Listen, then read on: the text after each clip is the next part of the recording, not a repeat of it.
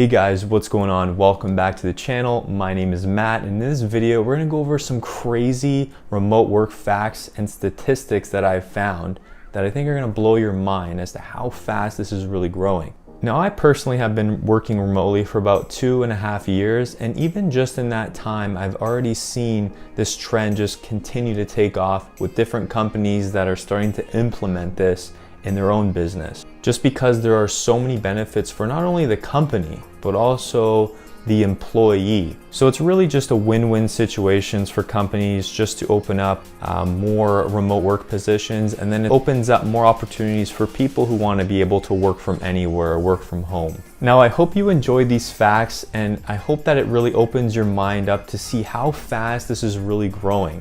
And I really hope it gets you excited about the possibilities of the future of remote work. All right, so by 2025, an estimated 70% of the workforce will work remotely at least 5 days in a month. Now, this is an estimate. It's obviously not a fact, but it could be a pretty accurate estimate just because, in 5 years, 70% of the workforce, let's say in North America or even the world, will be a lot more remote than it is right now. Now, 5 days in a month isn't a lot of time, but it's certainly a lot more than what we are right now in 2019. So as you can see, this trend will just continue growing, and more companies will be opening up positions over the next few years. And something I've actually seen personally is that some companies are allowing their employees to maybe work 1 to 2 days per week at home, so they can kind of do their job from home if they're on the computer or whatever, and then they just can come into the office, for the next 3 days. Next one. There has been a 52% increase in telecommute-friendly jobs posted in FlexJobs database over the last 2 years. Now, that kind of just blows my mind because I did a whole video on the best websites for remote work in the past. And FlexJobs is a really interesting one. And they're obviously a paid service, so they're a little bit different. But the fact that there's been that kind of increase in jobs posted just in 2 years, and I have no doubts that this is going to continue to grow, maybe even to like 75% next year or the next 2 years. There is no doubt in my mind that this will be a huge thing for the future. 63% of US companies now have remote workers. 63% now in 2019 heading into 2020. 63%. That's pretty crazy, to be honest. 63%. I honestly didn't even think it'd be that high. I honestly would have guessed like 10 to 15% myself. So to actually see that right now kind of blows my mind. Now, obviously all these companies aren't fully remote, but the fact that they have remote workers in them, and that's over half of US companies, right? That's pretty mind-blowing. So again, I think the US especially will continue to release remote work jobs. People will kind of see that, and people will tell their friends about it. Oh, hey, I just got a remote job. It'll spread for sure. This one is actually pretty crazy. Remote workers are more likely to earn over 100K per year than on-site workers or workers that just go to an office. This one is actually really interesting because when you think about it, if a company can give more remote positions and have more remote workers, this allows them to free up that money they would have had to pay for rent for office space or whatever, and all the physical expenses they have to pay, and then they can actually pay the worker more money, right? They can shift that money over to their actual workforce. So that's pretty crazy. It's not surprising to me because it makes a lot of sense, but I think to people who don't know about that is pretty mind-blowing. So if you are looking at making more money even in the position you're in right now, consider looking into remote positions. 75% of employees who are allowed to work from home say that doing so has improved their work-life balance. I can even vouch for this personally myself. If you want my own experience, I can say that working from home has allowed me to have a way better work-life balance, way better than in the past than I've ever had, because I can actually plan out and kind of coordinate my days the way I really want to. I don't have to be in the office from 9 to 5 and then figure out what I'm doing for the rest of the evening and then kind of scramble, right? I can very accurately plan out what I want to do, what I need to prioritize on a day-to-day basis. And I just feel like I have that balance in effect. And even personally for me, I'm not the best work-life balance kind of person. Things go out of balance for me all the time, and I'm not the best at maintaining that.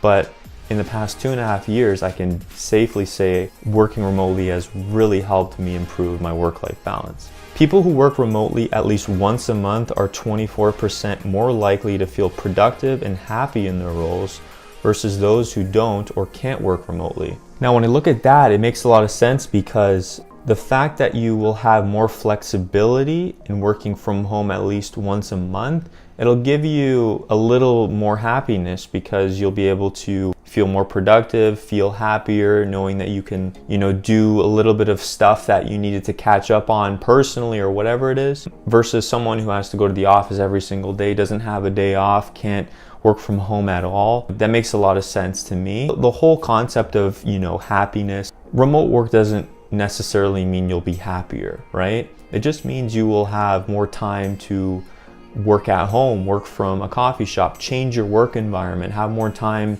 for the things that you care about, right? And that's pretty big at the end of the day. I think we can all agree. 73% of people who work from home said they put more effort than what was required into their job, before. 68.5% of those who work from the office said the same. So naturally, because you work from home, you can actually put a little more effort in, maybe because you're more comfortable. Certainly I can say that the fact that I work from home, I put a lot of effort into my work just because I can focus in more. I feel like for me, that's been the biggest thing.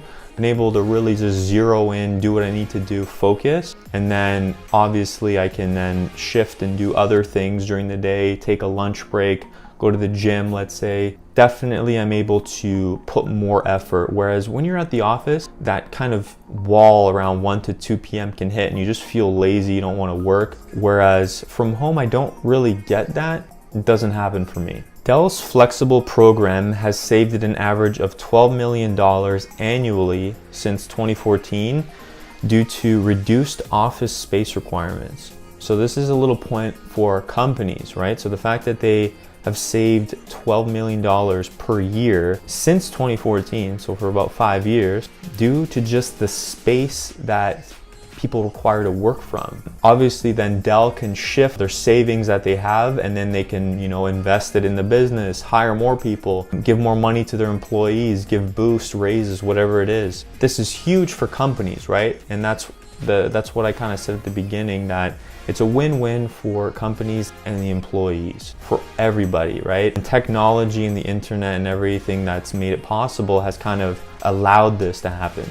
50% of employees who are allowed to work from home said working from home reduces sick days. And I think that's, makes a lot of sense. And I think it's safe to say that if you work from home and you get sick, you'll just maybe work from the bed, right? You'll just be drinking tea. Maybe if you can work, you'll work.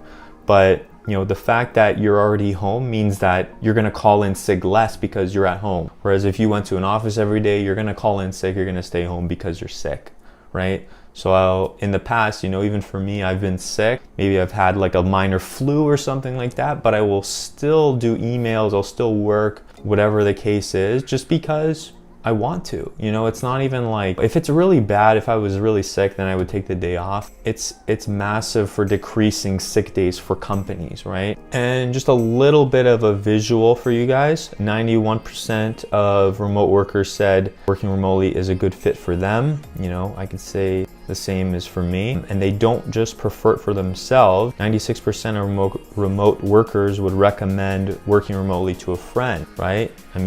Makes a lot of sense. I'm making this video for everyone that's watching this. I consider everyone watching this and seeking out this information. I would 100% recommend that you try working remotely or explore it for yourself if possible. So, I always recommend it to people, right? If they have bad work-life situations and they're not able to, stop working and they just don't have free time, I always say, hey, have you checked this out, right? Have you checked out remote work jobs? Depending on what you do, it could be very accessible.